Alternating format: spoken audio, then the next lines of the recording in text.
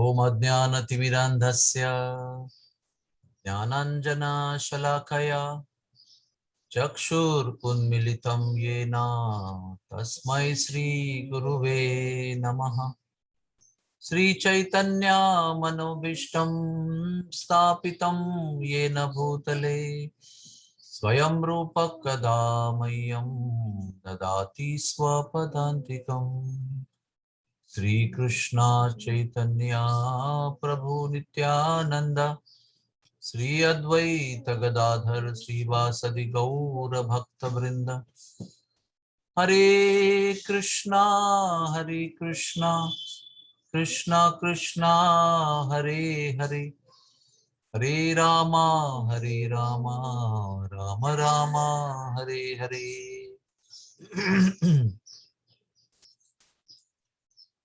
Every single day we wake up, we are only by default we are expecting happiness to come, and we are expecting sorrow should not come. That is a baseline. Whether we do devotional service or whether we do totally worldly activities, duties, or whatever happens without plan, we only are expecting that we should receive happiness and we should not receive unhappiness. But the life is designed in such a way, it's only because of our karmas, not that we are not responsible for that. It's designed in such a way that miseries will come and they will keep coming. And it is a big challenge to maintain our divine consciousness, transcendental consciousness, spiritual consciousness in the middle of the pain. So the purport or the conclusion, inference is to practice, first to desire and then to practice and then to thank the Lord, so that with every pain I remember you, my Lord, and thank you, because with every pain one bad karma is over. It is the day-to-day struggle, because someday very intense happiness comes and we enjoy, relish, and some days intense pain comes, displeasure comes. Both the conditions are perfectly tailored by our beloved Lord.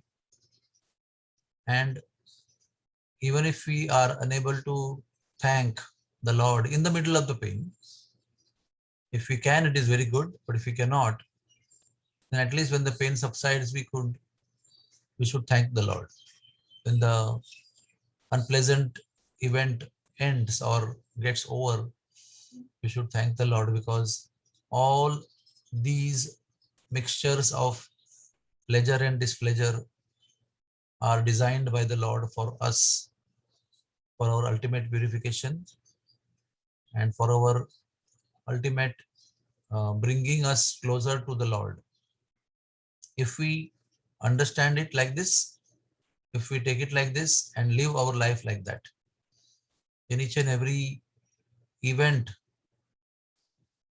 can be understood as the tailor-made plan of the Lord for our spiritual upliftment.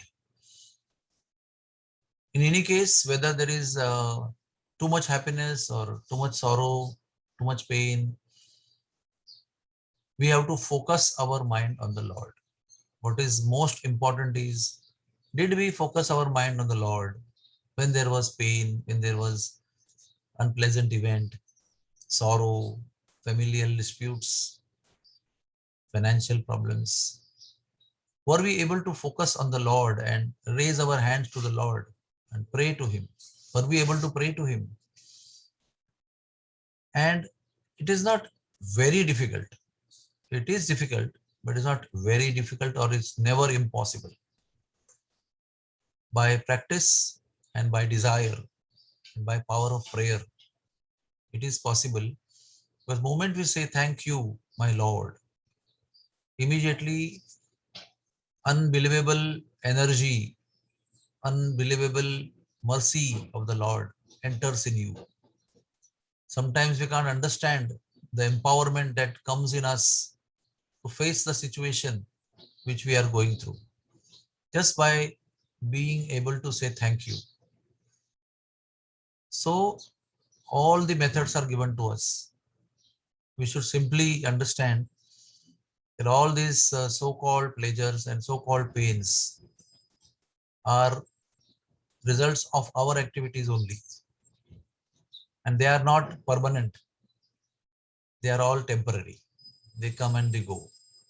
One should not bother about them so much that pain is gone, but you are still in the pain for next 2 days. That should not be the situation. We should learn to leave things behind and go ahead. Be grateful for those. But life should go on with full enthusiasm every morning. Next morning, the next morning, the next morning, we should just get up and pray to the Lord and focus our mind on the ultimate goal of life. It's a great fun, actually. It is not something which is boring or unpleasant.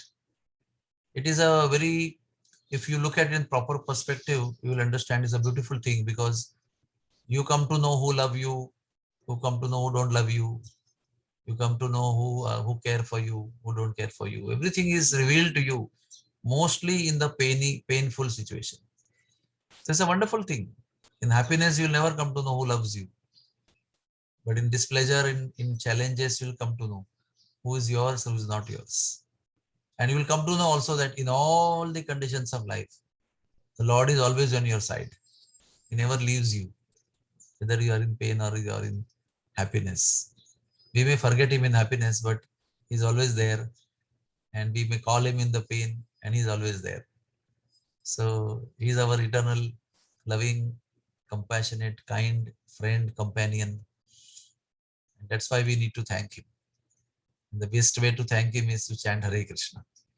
Hare Krishna, Hare Krishna, Krishna Krishna, Hare Hare, Hare Ram, Hare Ram, Ram Ram, Hare Hare. Thank you very much. Hare Krishna.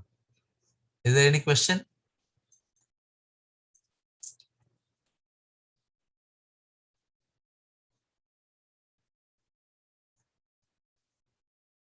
Okay. Thank you so much, everybody, for your attentive listening.